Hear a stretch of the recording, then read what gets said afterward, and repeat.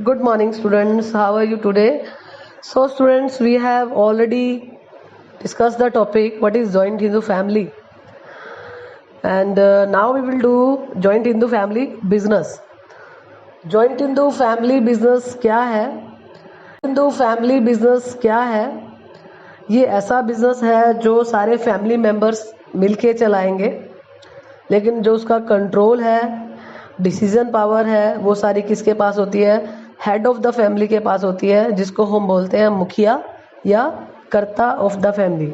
और जो most of the कौन होगा? Senior person of the family. इसमें ऐसी फैमिली बिजनेस होगा जिसमें सारे मेंबर्स इक्वली राइट होल्डर होते हैं, लेकिन जो डिसीजन पावर होती है वो सिर्फ किसके हाथ में होती है? कर्ता के हाथ में होती है।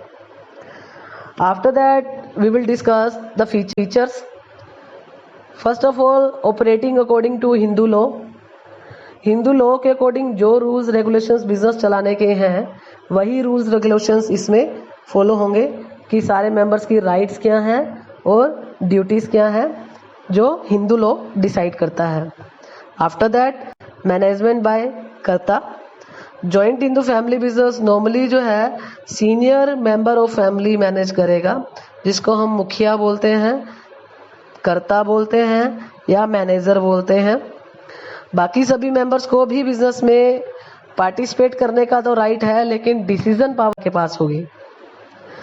इसके अलावा limited liability. Joint Hindu family business में ऑल ओवर मेंबर्स की लायबिलिटी उनके हिस्से तक ही लिमिटेड होगी। उनकी पर्सनल प्रॉपर्टीज जो मेंबर्स की हैं, बिजनेस की लायबिलिटीज या रिस्पॉन्सिबिलिटीज के लिए यूज नहीं की जा सकती। And this is the important fact that कि जॉइंट हिंदू फैमिली बिजनेस में जो कर्ता की लायबिलिटी है वो क्या होगी? अनलिमिटेड, यानी कि उसकी पर्सनल प्रॉपर्टीज को क्लेम किया जा सकता है इन केस अगर बिजनेस की लायबिलिटीज ज़्यादा बढ़ जाती हैं तो, क्योंकि सारे डिसीजन पावर, सारे राइट्स जो हैं उसी के पास थे। So he is the responsible in that case. And now fourth point is permanent existence of this business is not in always danger, because अगर हेड ऑफ द फैमिली या मुखिया की डेथ हो जाती है तो नेक्स्ट सीनियर सन जो होता है या जो भी सीनियर पर्सन होगा फैमिली में, वो उस बिजनेस का मुखिया या कर्ता बन जाता है। बिजनेस बंद होने की सिचुएशंस नहीं आती। Membership by birth. According to Hindu law, जैसे ही एक बेबी का फैमिली में बर्थ होता है, वैसे ही वो उस बिजनेस का मेंबर भी बन जाता है। And 6 point is only male members. सिर्फ जॉइंट हिंदू फैमिली बिजनेस में वही लोग मेंबर माने जाते हैं, वही को पार्टनर माने जाते हैं जो मेल यानी कि बॉयज होते हैं। According to Hindu succession act, एक वुमेन जो है सिर्फ तभी मेंबर लाइक को पार्टनर बन सकती है जब उसका हस्बैंड ना हो या फिर उसका कोई बेटा ना हो, तो उस केस में उसको को पार्टनर बनाया।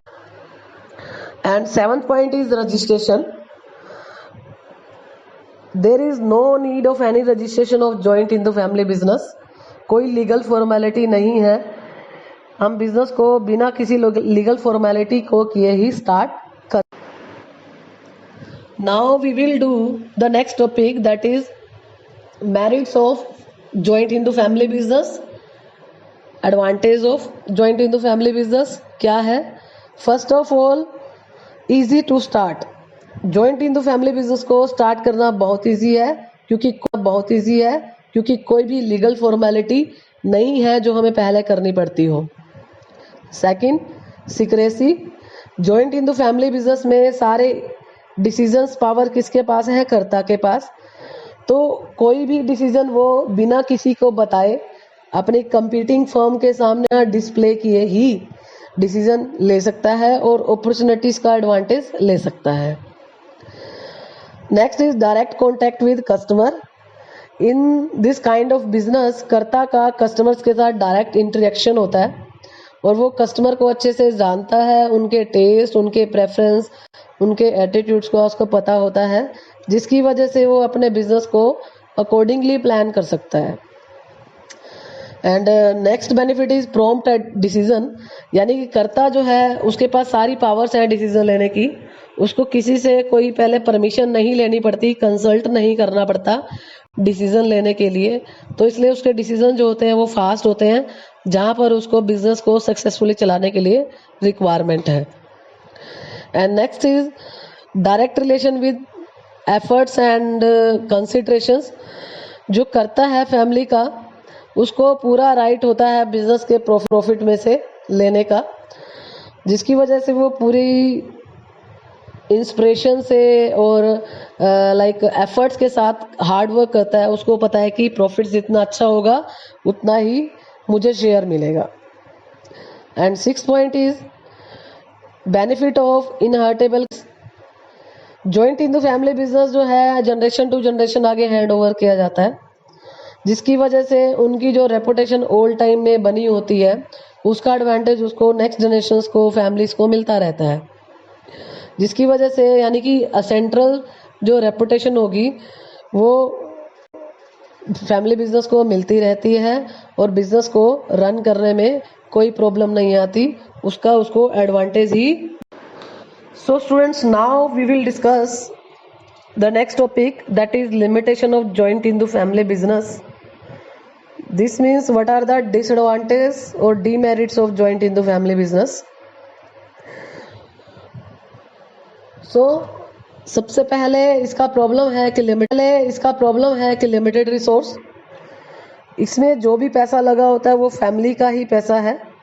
अगर हमने अपने कंपटीशन को हार्ड करना है, अपने टफ कंपटीशन को फेस करना है, तो उस केस में हमें पैसा ज़्यादा चाहिए होता है। तो उस केस में प्रॉब्लम आती है कि हम बिजनेस को ज़्यादा एक्सपेंड या लार्ज स्केल पे नहीं कर पाते। That is the main problem in case of joint in the family business. Second is limited managerial skill. In case of joint in the family business, all decisions are taken by karta, but a single person can't be so perfect that कि वो सारी activities बहुत अच्छे से perform कर पाए। तो कई बार ऐसा भी होगा कि वो बिजनेस के लिए फेवरेबल डिसीजन की जगह अनफेवरेबल डिसीजन भी ले ले। Third point is unlimited liability. Unlimited liability किसकी है यहाँ पे स्टूडेंट्स? यहाँ पे सिर्फ करता है एक ऐसा पर्सन है जिसकी लायबिलिटी अनलिमिटेड है। अगर बिजनेस की रिस्पॉन्सिबिलिटीज बढ़ जाती हैं तो उस केस में उसकी पर्सनल प्रॉपर्टीज भी क्लेम की जाएंगी। And fourth point is disadvantage from centralization of power. सारी डिसीजन पावर कर्ता के हाथ में है, तो वो चाहे तो इसका मिसयूज भी कर सकता है, और जिसकी वजह से बिजनेस को प्रॉफिट होने की बजाय बिजनेस की बाहर रेपुटेशन भी खराब हो और फैमिली मेंबर्स में जो रिलेशंस हैं वो भी खराब हो जाए। दैट इज़ वाई कि इस टाइप के बिजनेस की आजकल जो है ग्रेजुअली डिमांड कम होती जा रही है। After that lack of cooperation from members. Generally ये ऑब्जर्व किया जाता है जो बाकी फैमिली मेंबर्स होते हैं वो बिजनेस को रन करने में इतना पार्टिसिपेट नहीं करते, क्योंकि उन्हें पता है वो बिजनेस में पार्टिसिपेट करें या ना करें उनका बिजनेस में शेयर उतना ही रहेगा। दैट इज द रीज़न कि उनकी तरफ से कोई कोऑपरेशन नहीं मिलता, जिसकी वजह से joint in the family business अच्छे से रन नहीं हो पाता। So students, these are the demerits of joint in the family business. So in today lecture we have covered features, merits or demerits of joint in the family business. So students, do it well, and I will give you questions on the basis of this topic covered. So please learn and write the topic side by side. Thank you.